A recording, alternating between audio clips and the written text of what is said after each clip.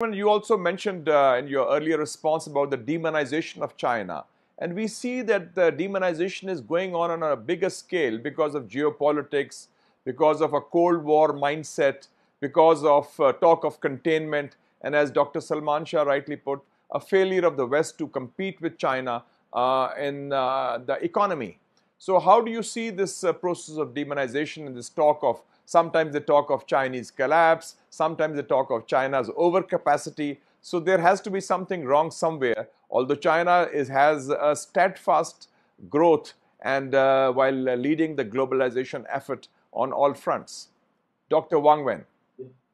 Actually, in the West, so-called China collapse is often popular. I think there at least are three main reasons.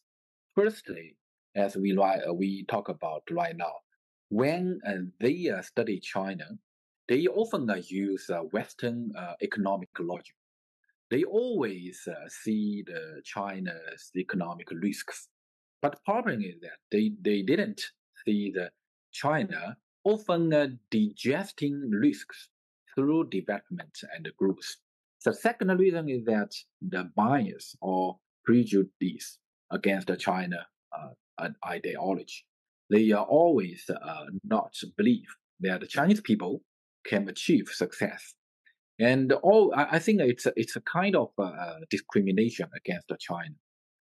Those discrimination exist for 100 years. That's a second reason. They cannot believe, cannot trust the country 100 years ago, or even a half century ago. The country, the people were so poor, but now they become richer and rich. They make change so many change, so they cannot believe. They still use those old eyes to see the Chinese with yellow skin, those people.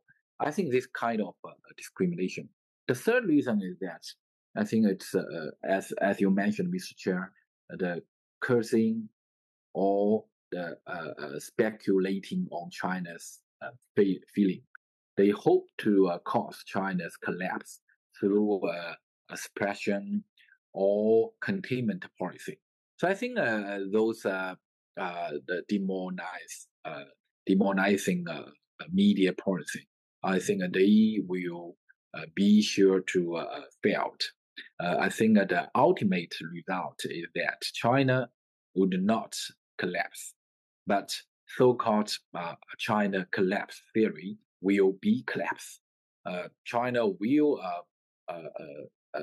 develop continually, and we will achieve more and more progress step by step. Thanks for that. Tan Sri Ong,